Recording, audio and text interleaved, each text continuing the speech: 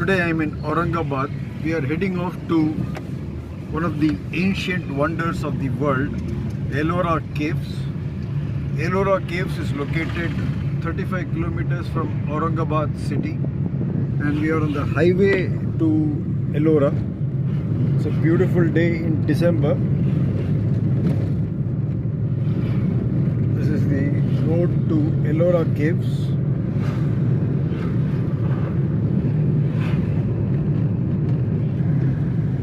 The small hillocks comprise the Sahyadri range.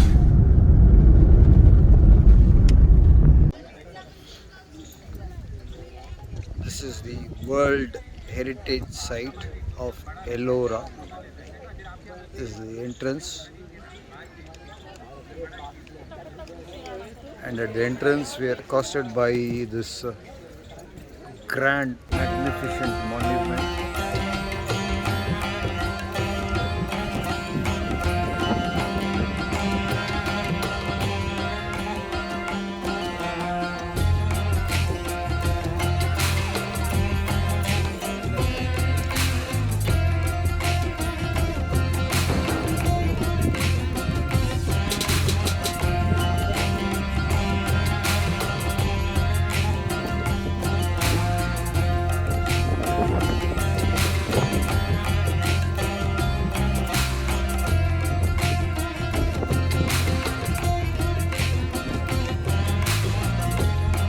Behalf of Government of India Tourism Department, I welcome both of you.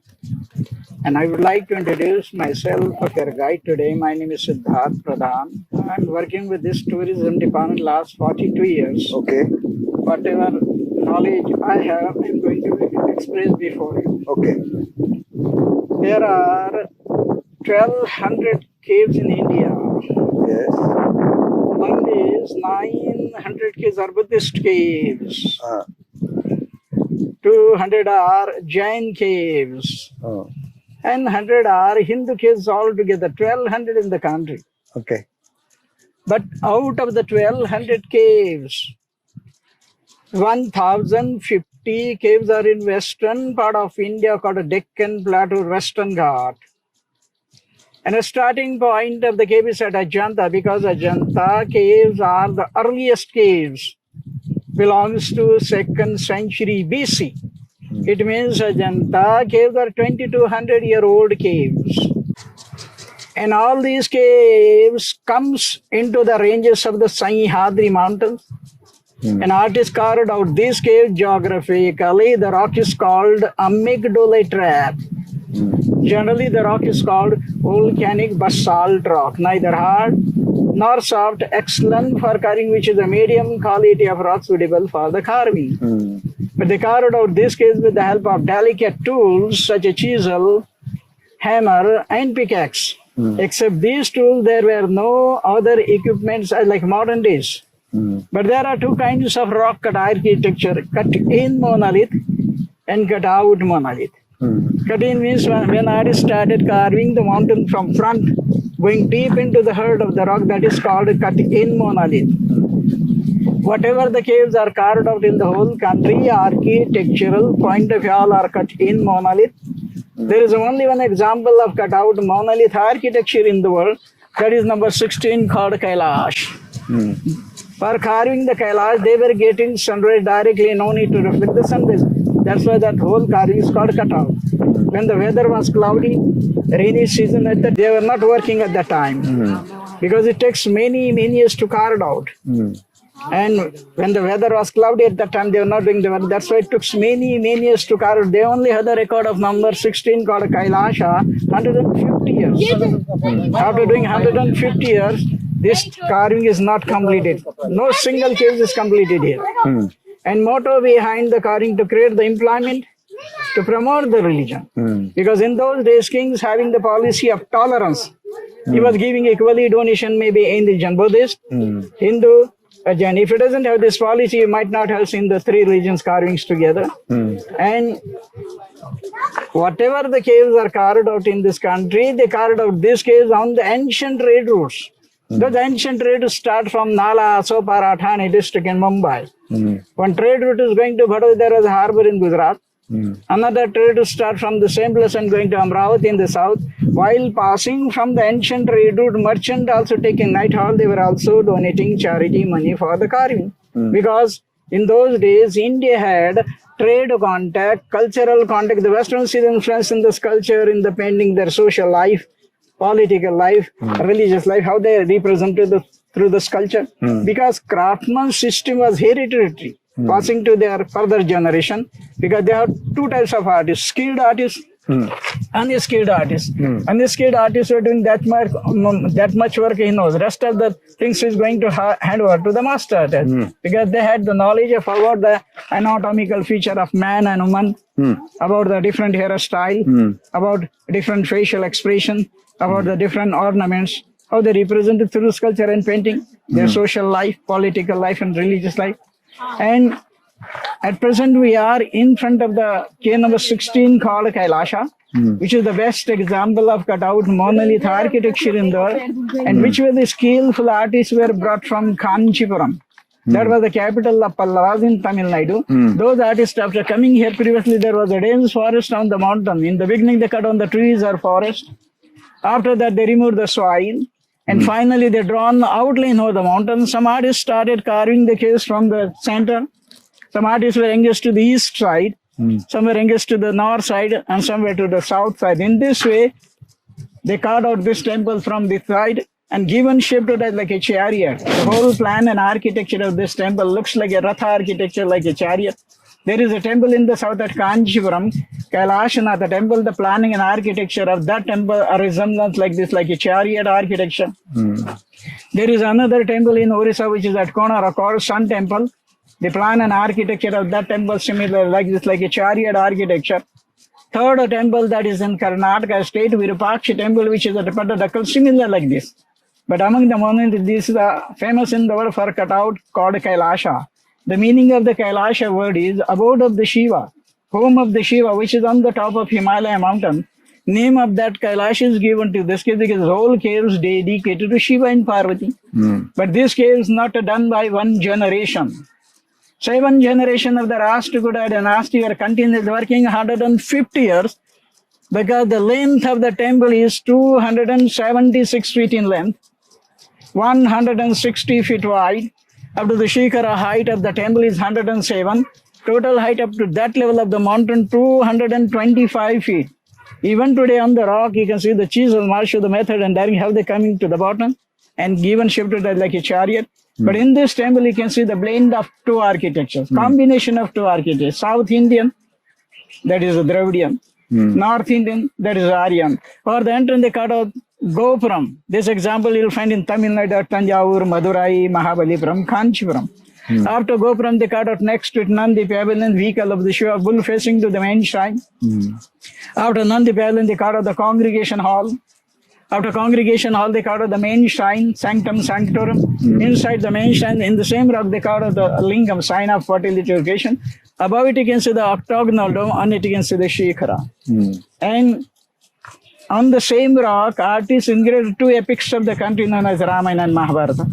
Because Ramayana is set into place in the south, that's engraved by the artists on the south part of the temple.